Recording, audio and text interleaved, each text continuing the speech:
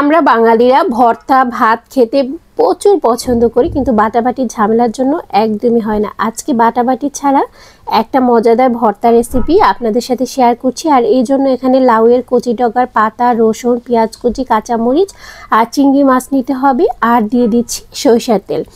এখন এগুলোকে ভালো করে একটু ভেজে নিতে হবে। হ্যালো এভরিওয়ান, আসসালামু আলাইকুম। কেমন আছেন সবাই? সবাইকে ওয়েলকাম করছি জুনাইরাস মম ইউটিউব চ্যানেলে। আশা করছি আপনারা সবাই অনেক বেশি ভালো আছেন। অবশ্যই একটা লাইক দিয়ে ভিডিওটি কন্টিনিউ করার চেষ্টা করবেন। যারা ভর্তা খেতে খুব বেশি পছন্দ করেন, আজকের রেসিপি শুধুই তাদের জন্য। এখন কিছুক্ষণ লাউয়ের পাতা ভাজার পর একটু কেচি দিয়ে ছোট ছোট টুকরো করে দিচ্ছি, যাতে করে এটা খুব তাড়াতাড়ি সিদ্ধ হয়ে যায়।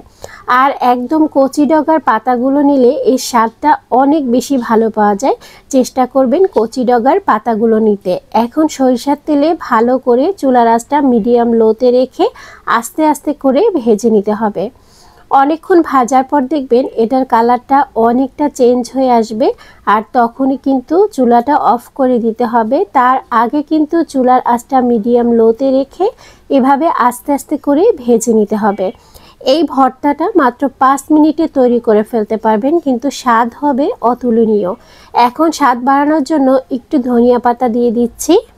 আপনারা যারা ধনিয়া পাতা খেতে ভীষণ পছন্দ করেন তারা এখানে অবশ্যই দিয়ে দিবেন, আর যারা একদমই ফ্লেভারটা নিতে পারেন না তারা এখানে স্কিপ করে নেবেন, তাহলেই হবে। একটু খেয়াল করলে দেখতে পারবেন আমি কিন্তু একটু সময় ধরে আস্তে আস্তে করে একটু ভেজে নিচ্ছি, তাহলে কিন্তু রসুনগুলো একটু ভাজা ভাজা হবে, চিংড়ি মাছটা ভাজা ভাজা হবে, কাঁচামরিচটাও কিন্তু ঠিকভাবে ভাজা হবে। তখন কিন্তু এত সুন্দর একটা ফ্লেভার আসবে। যখন আপনি এটা গরম ভাতের সাথে পরিবেশন করবেন, সবাই আপনাকে জিজ্ঞেস করতে বাধ্য হবে যে এটা কি ভর্তা। যদি আপনি না বলেন তাহলে কেউ বুঝতেই পারবে না যে সামান্য লাউয়ের পাতার ভর্তা এতটা মজা হতে পারে। আর আমি কিন্তু ভাজতে ভাজতে ঠিক এরকম করে ফেলেছি, দেখে অবশ্যই বুঝতে পারছেন। আর এ পর্যায়ে ভাজা হয়ে গেছে, আমি এখন তুলে নিচ্ছি।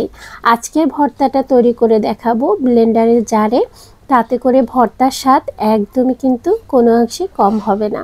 যারা বাটাবাটি পছন্দ করেন না আমার মতো, তারা কিন্তু এভাবে করে এই ভর্তাটা তৈরি করে নিতে পারেন। যারা শিলপাটায় বাটতে চান তারা বেটে নিতে পারেন। এই যে দেখুন সবগুলো তুলে নেওয়া হয়ে গেছে, আর ব্লেন্ডার করার পরে এখন এইরকম সুন্দর একটা সবুজ কালার চলে এসেছে।